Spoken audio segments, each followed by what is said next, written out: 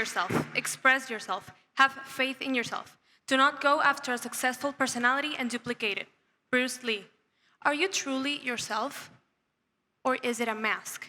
A mask of multiple personalities you've created throughout the years, throughout the experiences, throughout the people you get along in the way. Think about it. Have you done something to fit into society? Or done things because your friends have done them too?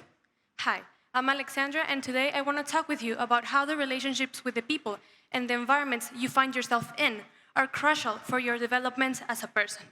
The human brain starts learning at a very young age, especially in childhood, when your brain discovers a whole new world, gets used to a kind of environment, learn habits, values, among other things. So for a kid or a teenager, it's very important where they find themselves in, what they see, what they hear, what they do.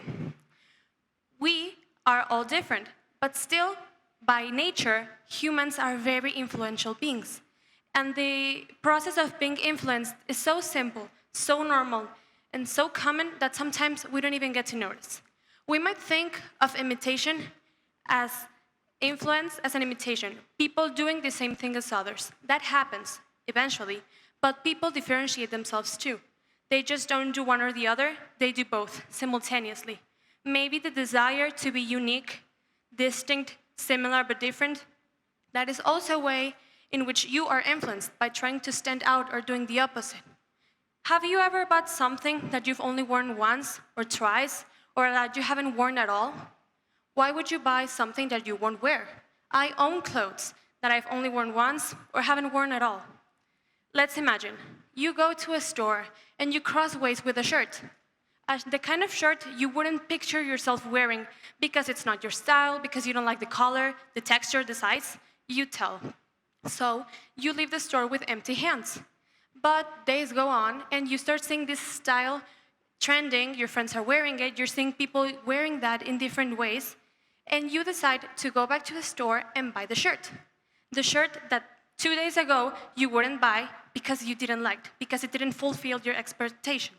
But now you see it and you might think, well, maybe if I wear it with my high heels, if I wear it with this belt, it might look good. And you might justify your actions, you might justify your purchase. Why? Maybe the society is adapting, it's changing to that new thing. You also get adapted and you were induced to buy it, to think that you like it. This is part of society and part of our nature. Change, adaptation, that feeling of belonging, it's part of us. And it can happen the other way around. Maybe you go for that shirt because everyone is wearing a certain style and you want to be different, you want to stand out. We are different, but we still, as I said, influence because of our nature. But we have traits that differentiate all of us and make us unique, no matter how many trends we follow, no matter how many ugly shirts we buy. And you may ask, how can I know in which aspects I'm different? What makes me stand out from the rest? Well, trait psychology helps us find these aspects that differentiate people. And psychologists use a method called ocean, which has nothing to do with the ocean actually. They name it that way for another reason, so let's see what it is. They use this method to help themselves identify these aspects, these personality traits, and they use the initials to represent each aspect, starting with O, open to experiences, differentiating those who are willing to try new stuff from people who won't. C, for conscientiousness. Kind of a tricky word, but it stands for those who are more organized and have more self-control. E, for extroversion, for those who are more open to people. A, for agreeableness, in contrast, for those who are harder to agree with, like my mom. I don't know about you, but I have hard times agreeing with her. And last but not least, neuroticism, for those who might have more negative emotions, like sadness or anxiety. These factors are key for us to be the way we are and lead a path in our lives.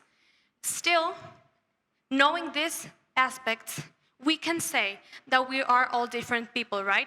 But at the same time, we're influential beings by nature. Ironic, isn't it? But still, quite intriguing. There are researches that have shown that a small number of personality traits can differentiate the main differences between people and be also predictors of success in our lives. Knowing this can help us control and identify when the influence is happening and when to control ourselves. Now, going back to what identity means, this is a term that we could mix up with personality. While personality is often defined by behavior, traits, it can change, evolve. It is flexible. Identity, on the other hand, it's formed and encompasses deeper aspects like values, cultural background, and sense of self. And as I said, personality includes traits, and personality is flexible. So our traits can change. That's what I'm trying to tell you. These traits can happen and change because of many different factors. And I won't be boring, and I won't tell you a lot of factors, but I will talk about one, social influence. We can say that social influence is the process in which people and individuals adapt their opinions, their beliefs, and their behavior because of social interaction. This can happen consciously or not. These can change, and this is a process in which we are adapting and changing because, as I said, evolving is part of our nature. For example, let's say when you're a kid and you're taught by your parents, whatever they teach you, whatever you learn from them, also reflects in a certain way who they are. What are their culture, what are their beliefs, their lifestyle, their costumes, their traditions. And in that way, you're influenced. The people you surround yourself by, in this case your parents, cause an influence in you, maybe in the way you think you should behave, in your perception of what's right, what's wrong. But as we grow up, we find ourselves surrounded by bigger groups of people. So let's say kindergarten. You meet new kids, and now you have different sources. Why? Because these kids might have been taught a different culture, other traditions, other habits, and in that way, you have other ways and other sources to pick your information and your ideals from. So, all what we learn on the way, all our experiences, all our dreams, that makes you unique. No one can duplicate those things. That makes you the person who you are today. That is your identity, the gathering of everything.